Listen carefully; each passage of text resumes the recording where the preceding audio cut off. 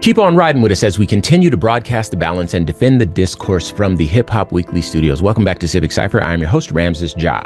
He is Ramses Ja. I am Q Ward. You are hopefully still tuned in, or really just now tuning into Civic Cypher. Either way, we appreciate you and the time that you're spending with us and today's guest, who is a social media influencer that goes by the name of Asian Soph. She can be found online at the handle at Asian_Soph.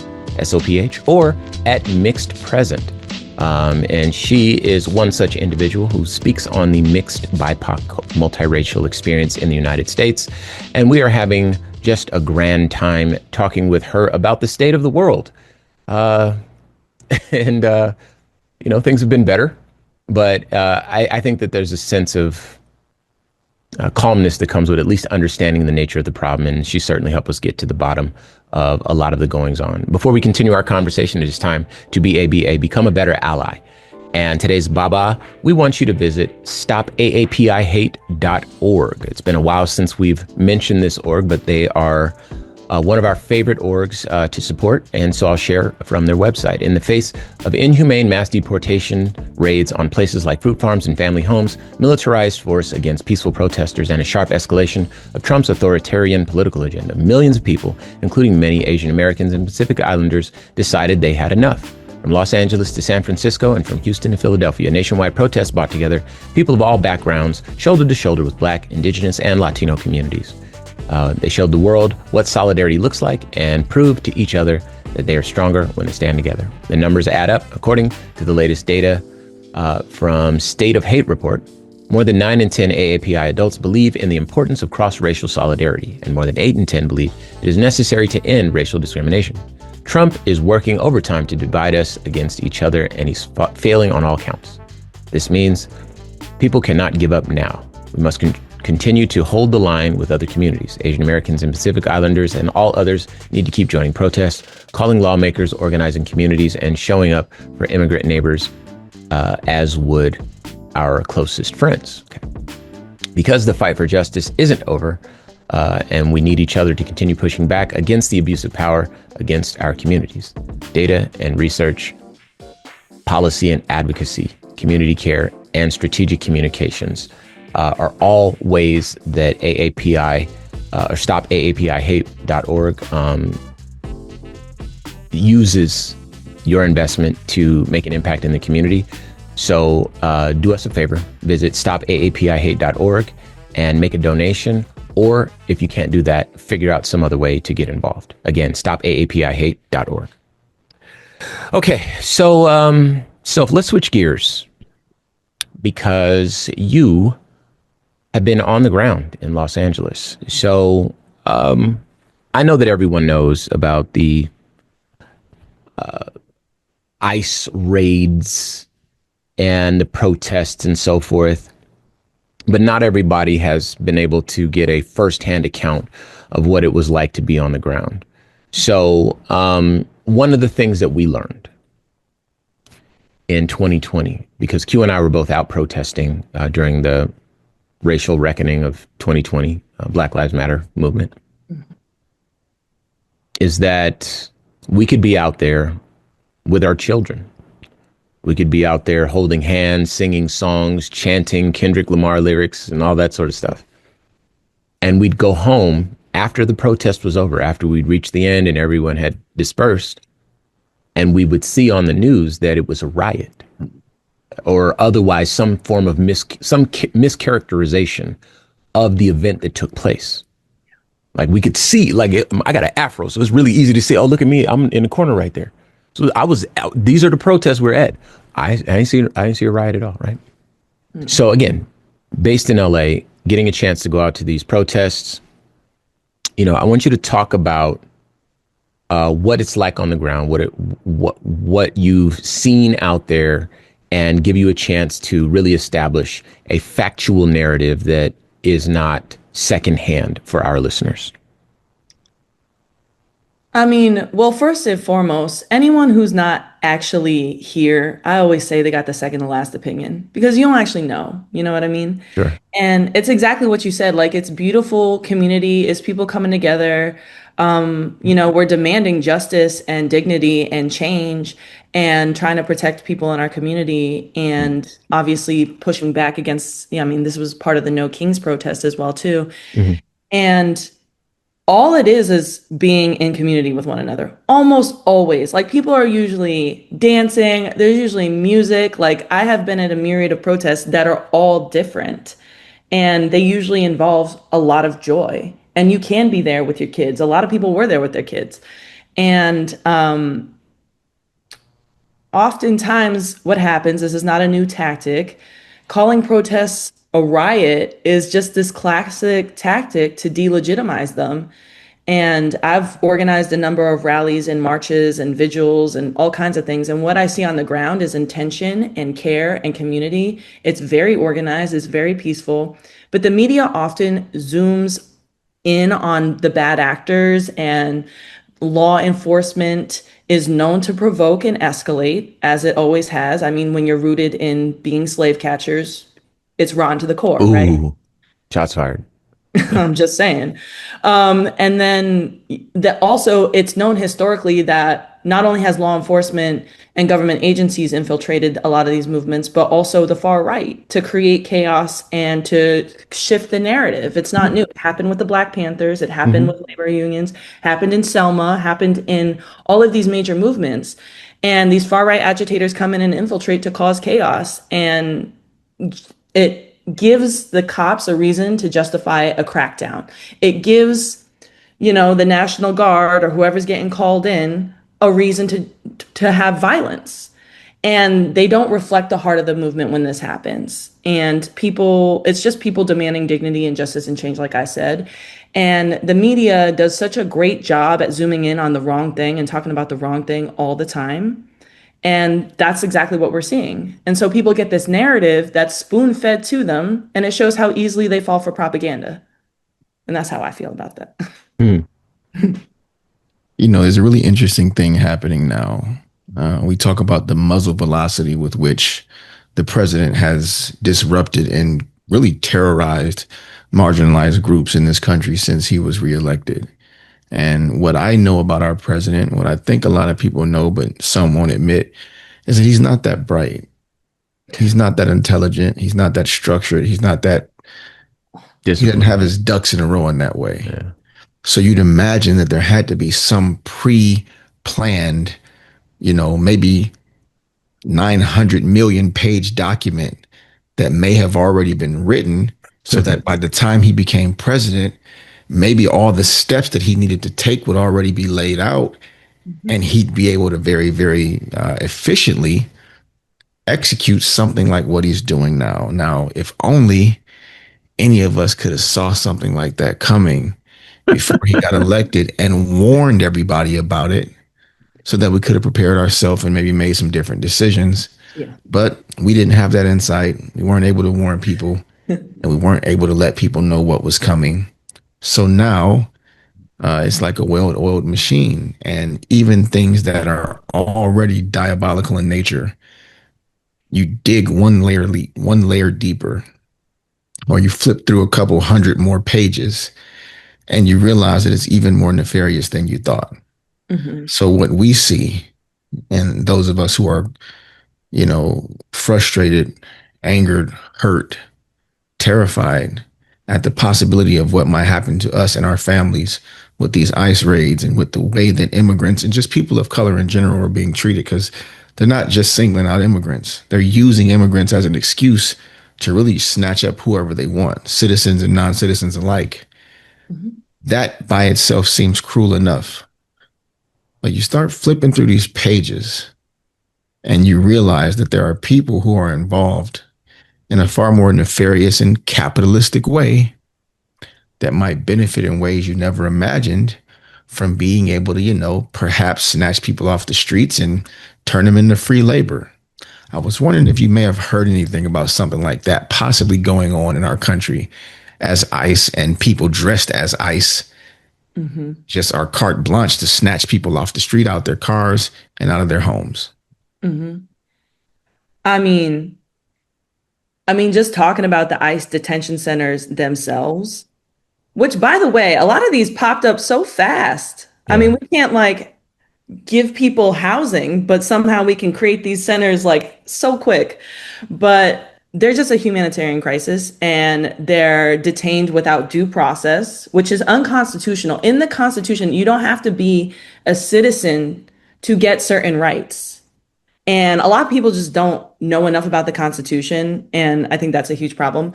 But they're detained without due process. The conditions are horrid. It's $1 a day, for labor, $5 per phone call. I mean, we see that. I mean, it's just basically like the prison system, essentially. It's minimal medical care. Some people were talking about they haven't been fed. Some people were talking about they were snatched up and held in a basement and not fed. Families didn't know where they were.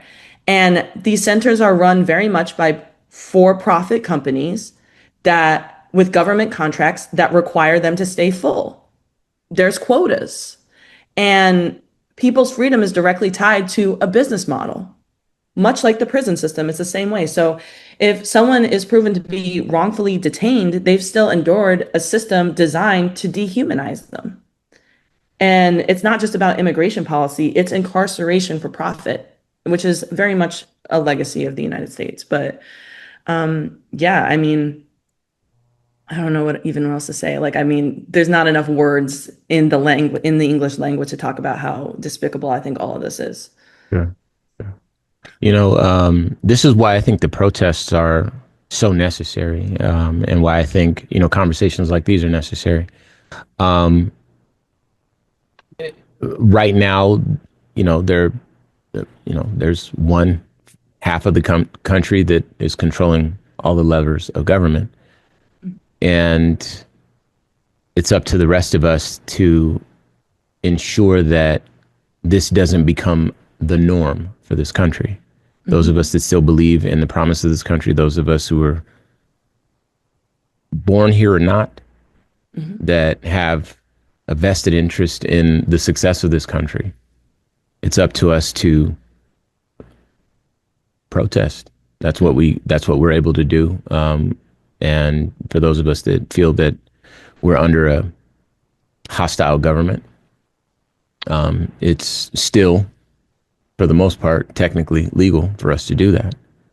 I want to circle back, though, because you mentioned something that I think a lot of people maybe don't realize. First, I'm going to connect a couple of dots. You said something about, tactics, right-wing tactics, that they'll use to change narratives, co-opt narratives, rebrand things, et cetera. And to their credit, they're very good at that. You mentioned, people on the right infiltrating movements, protests, et cetera, police infiltrating movements. And this is something that I remember too. I was in like the Discord chats, and like I got into the deep end real early because I was on the radio. So they were like, hey, look, we could trust you. So look out for these people. They usually wear these type of shoes and blah, blah, blah. And you could see them out there, and they would whisper in our ear, hey, that guy's probably one of them. So anyway, I have not yet come across the same type of kind of underhanded strategies used by folks on the left, folks who are more progressive in terms of their politics. I don't know if there were any leftists on January 6th at that protest that were also trying to set it off and trying to, create friction unnecessarily. I think that those were all bona fide right-wingers doing exactly what their boss told them to do. And indeed, in any movement, I haven't really seen that. But I will say that the opposite, I was at a No Kings protest in Phoenix, and there was a gentleman that came out. I was wearing gentleman loosely, but he came out and he was wearing some sort of, I don't know what the shirt said, I forget, but it had some sort of message on the shirt that implied that he was a right winger.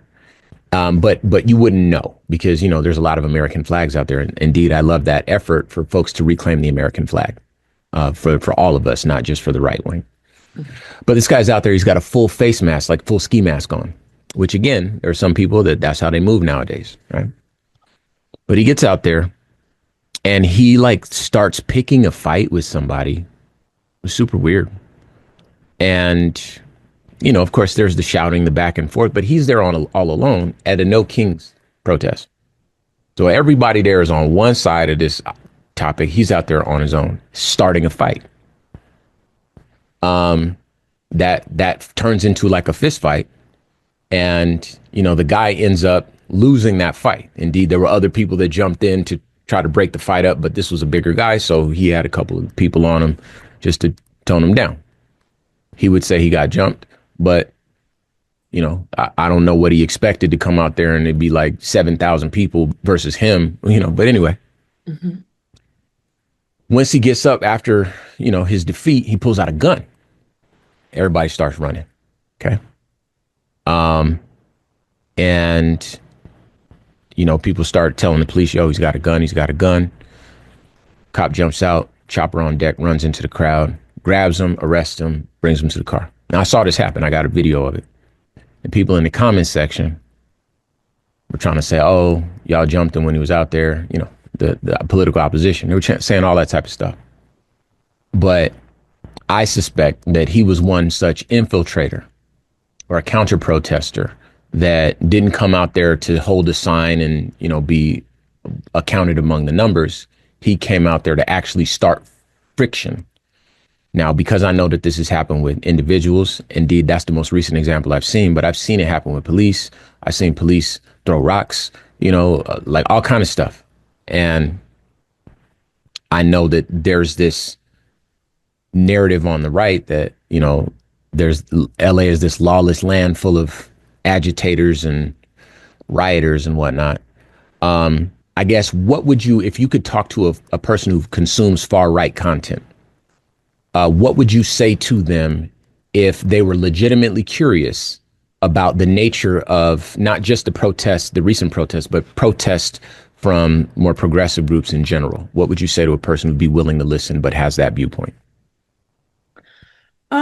Well, I usually am like, do you want like a short answer or a long answer? A longer answer would include more historical facts, but for the most part, what I would tell somebody is don't believe what you see in a 10-second clip. Come to the protests, see the organized, like when I say community, people are handing out water, they're handing out food, they're taking care of each other. When you organize, often you have to coordinate like people to keep you safe and medics. And there's a lot of translation being done for elders or people who may not speak English. It's protecting each other. And you see the love and the land acknowledgement. Yeah, land acknowledgements. Yeah. Like you see the love and the rage that drives people to be in the streets, not for destruction, but it's for dignity. And, another thing to do is to ask why. Don't just take things at face value, ask why, and ask who is benefiting from you believing this narrative about it. The real issues are not broken windows. They're not any sort of property. Waymo's on fire. Yeah. The broken system is the issue. The system that made the protest necessary is the issue. Yeah, very good. In the first place. And I think a lot of people just, again, they take a lot of things at face value and are very much not interested in doing their own research and critically thinking, which is really upsetting because you miss out on the opportunity to really grow as a person and to really expand your worldview. Yeah. All right. Well, let's shift gears here. Do us a favor, and because there's a lot of conversations in different like racial groups.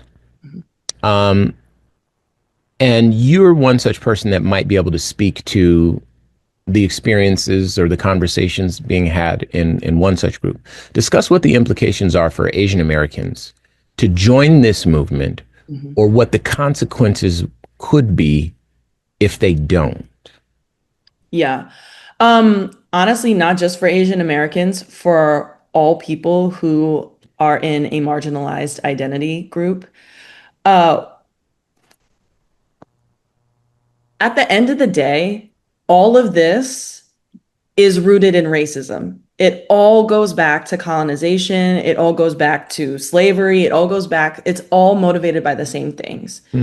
And, Asian Americans actually have a very long, powerful history of solidarity with other marginalized identities. Yes, I know. Yep. Yeah, from the Third World Liberation Front and the Black Student Union at San Francisco very State good. University. Yuri Kochiyama standing beside Malcolm X. Very good, yes. Grace Lee Boggs and her husband. But too often that history has been hidden. And instead, we're fed this myth of the model minority to be a wedge between us and other communities of color. And a lot of it, at the end of the day, is rooted in anti-Blackness. And anyone who doesn't understand that the only reason we have the ability to be citizens and to vote and to have the rights that we have is because of Black people just doesn't know enough about our history. And if we're not asking the question of why and who does this benefit for us to not be aware of this stuff, you can be so easily swayed and conditioned into believing things that are not rooted in reality. And then you end up voting against your best interests, like those Asians who voted against affirmative action and did that whole lawsuit. They just took the word of the white man. And we got to stop taking L's. But anyway, joining the movement isn't just about, being transactional or showing up for ourselves. It's about showing up for others. It's about reclaiming our own history and our own dignity and our own collective liberation. Because it's really true, that saying, unless we're all free, no one's free. And if we stay silent, if we at the end of the day risk being used as pawns in systems that were not built or designed for us at all. They are not built or designed to protect us. And unity at the end of the day is power, and we need each other now more than ever. And if you're not going to show up now, don't ask people to show up when it's you that's on the chopping block. Sure. Just can't be like that. Well, those are some powerful words, and words that we all can use, not just one community, but all of us can use. So unfortunately, we're out of time. I'd love to keep talking to you, so we're going to have you back on the show, but I appreciate the time that you spent with us today. Do us a favor before you jet, shout out all your social media, how folks can tap in with you and keep up with all the content that you're putting out. Yeah, so you can find me at Asian Soph, Asian_SOPH on TikTok and Instagram. I actually do prefer TikTok more. And then you can also find me at Mixed Present on Instagram as well too. Okay. And don't forget, you can follow us on all platforms at Civic Cypher. You can check me out. I am Ramses Ja on platforms.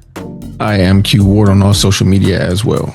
And do us a favor, hit the website, civiccypher.com, and you can submit any questions, topics you want us to cover, make a donation, download any previous episodes, and anything else that you need is right there. And we're coming back at you next week, all right?